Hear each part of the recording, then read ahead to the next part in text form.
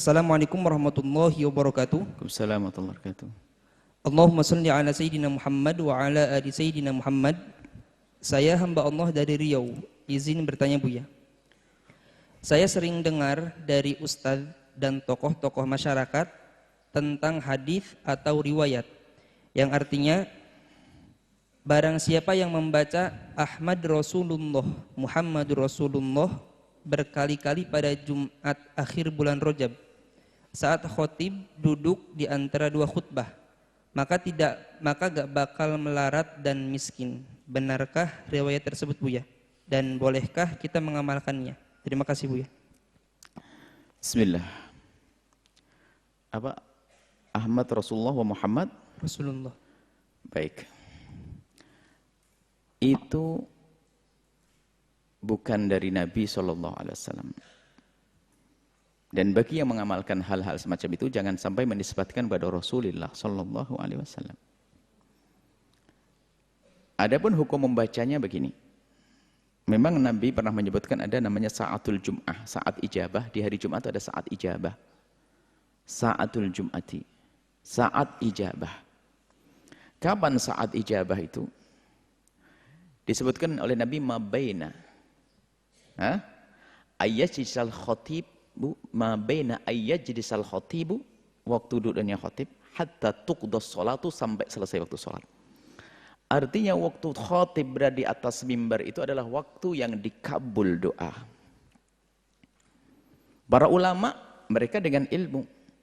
Bagaimana kita berdoa? Bukankah di saat kita bersama khatib itu kita diperintahkan untuk mendengar? Karena ayat Al-Quran wa idza quri'a al-Qur'anu fastami'u lahu wa ansitu. Itu adalah idza quri'a fastami'u lahu, ini adalah urusan khutbah. Sehingga kalau ada khutbah kita dihimbau mendengarkan khutbah. Lalu bagaimana kita berdoa? Sehingga kalau kita membaca kitab-kitab para ulama menjelaskan, maka disimpulkan, dikerucutkan. Dianjurkan, disunnahkan membaca doa, dan itu saat-saat yang dikabul oleh Allah, agar kita tidak melanggar perintah agar kita mendengar khutbah. Maka disunnahkan baca khutbah adalah di saat khatib duduk di antara dua khutbah. Ini jadi membaca doanya kita lah di waktu khatib duduk di antara dua khutbah.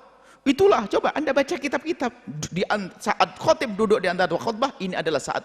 Ini sesuai dengan hadis Nabi SAW.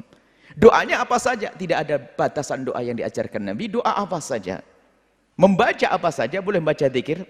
Kalau baca Muhammad Rasulullah, Ahmad Rasulullah, saat itu boleh.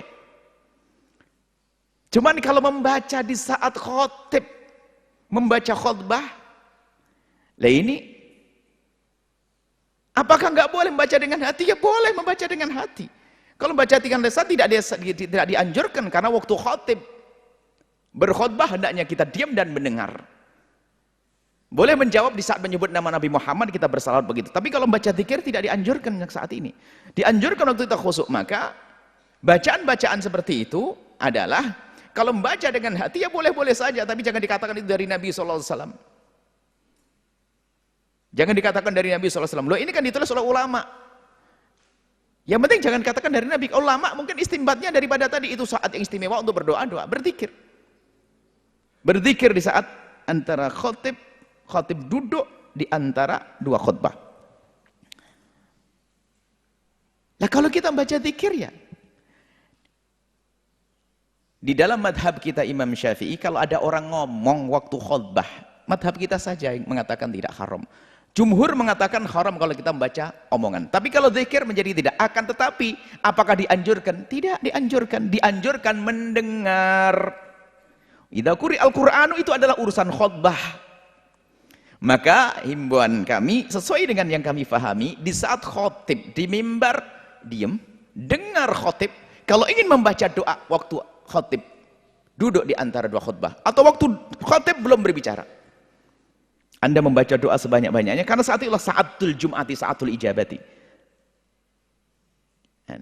Maka kita tidak mengatakan, oh itu batil mutlak yang dikatakan ulama, itu enggak, karena itu adalah bab zikir.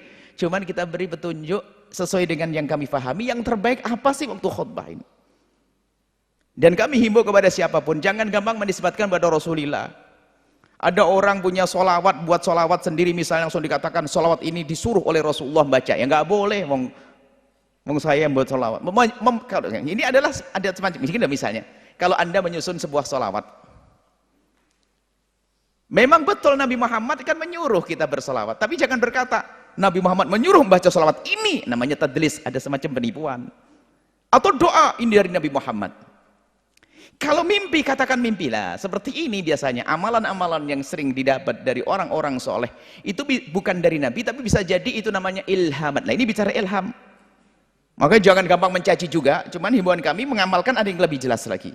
Ilham itu begini, mungkin ada seorang minas solehin, dia bermimpi atau ketemu Rasulullah dalam mimpi, mengatakan saya diperintah oleh Nabi untuk membaca ini berapa puluh kali.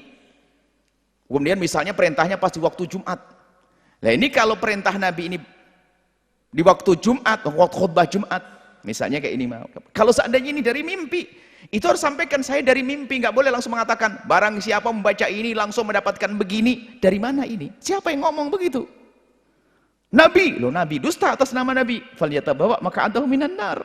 Nyiapkan dirinya masuk neraka. Nggak boleh berbohong atas nama Nabi. Tapi bisa jadi, makanya jangan suudzon kepada orang-orang soleh yang memberikan ijazah-ijazah. Bisa jadi itu bab ilhamat atau memang mereka bertemu dengan Nabi. Ingat, semua ilham itu kita tidak wajib mengikuti dan tidak wajib percaya.